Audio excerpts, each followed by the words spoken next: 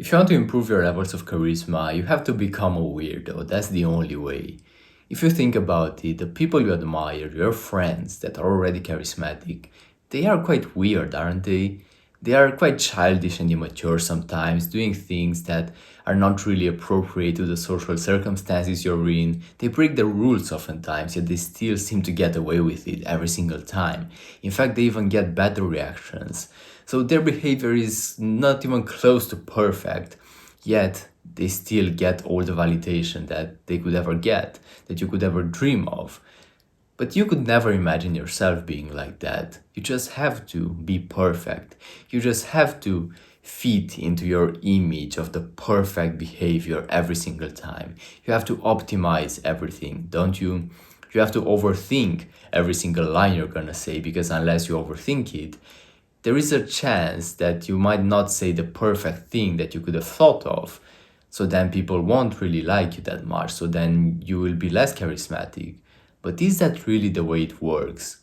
Being perfect is never charismatic. Back in the day when the Superman comics were popular, the creator of Superman made Superman invincible. Like literally, Superman had zero flaws.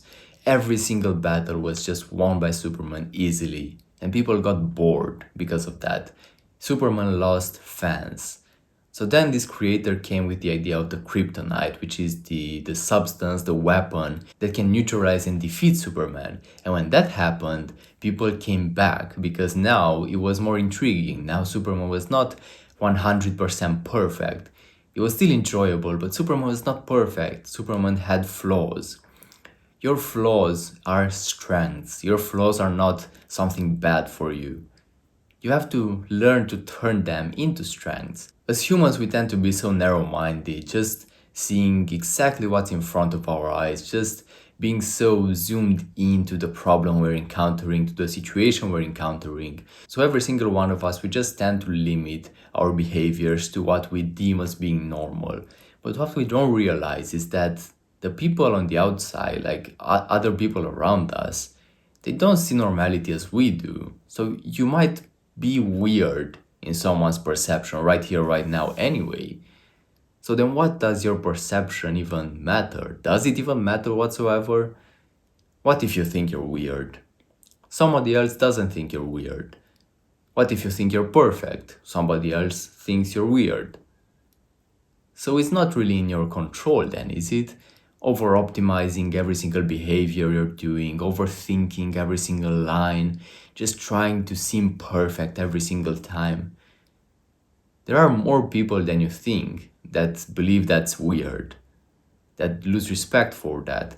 And if you were to truly embody the authentically weird tendencies you have, you would attract so much more people. That's not something bad. You only think your weirdness is bad because you're just used to playing it safe, because somebody traumatized you in the past. Like literally, there is a certain bully in your past because of whom you are now so reserved. You're so tense, you are just playing it not to lose instead of playing it to win. You are just trapped in a prison cell. You can think about that person right here, right now. Do you even respect them to this day? Or did you just feel inferior to them back when you were a child and now your mind just took that belief on autopilot? It snowballed into this shyness, this being so reserved and anxious and insecure all the time. Is it worth it because of some loser back in the day? So being weird is not bad at all. Being weird is your strength. Your authentic weirdness is your strength. Some of your flaws are your strengths as well if you learn to use them properly. But just playing it safe all the time, being a good boy, just staying locked up inside your prison cell, inside your room, being careful to not upset anyone and to not break any rules, this is never gonna unleash your charisma. You can never be charismatic and improve your social life from a place of comfort.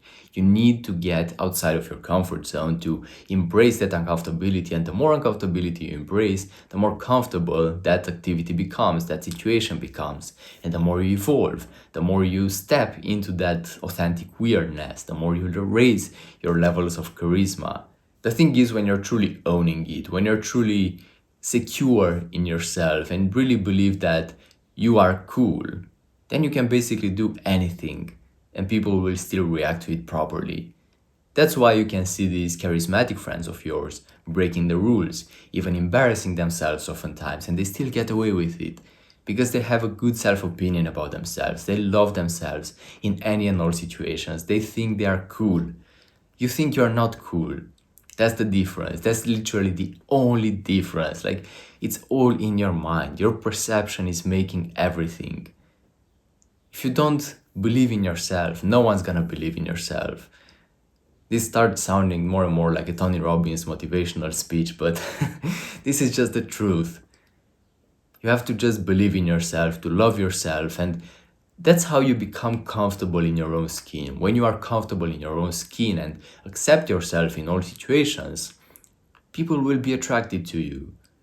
And you should never ever try to just be perfect.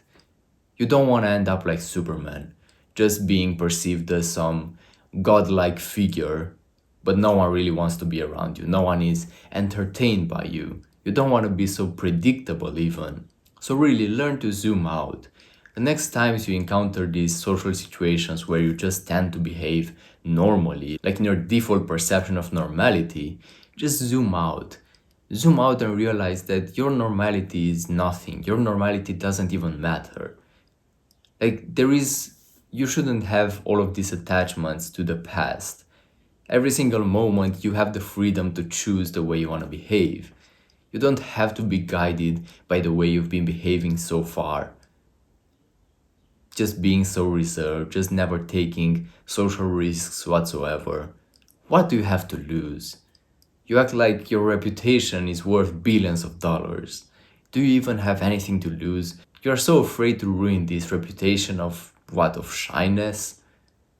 Like, what's gonna happen if you ruin this reputation? Like, ruin, come on, it's not even ruining it. You think you're gonna ruin everything through being more bold, through taking more risks. And in fact, what's gonna happen is you're gonna get the respect from people more. You're gonna respect yourself more. You're gonna enjoy your social life more. Everything's gonna feel better.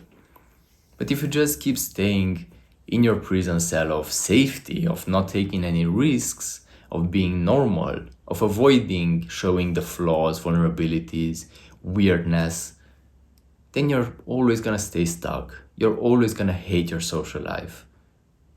It's time for that to change. If you want the quickest way to get from a point of shyness, social anxiety, insecurity to a point of unbreakable social confidence, I have a link in the description where I made a course designed to help you make this exact progress. It's the exact protocol that got me to make this progress and my clients as well. So if that sounds interesting, go ahead and check it out. I really think it's perfect for you. It contains absolutely everything you need to make that change.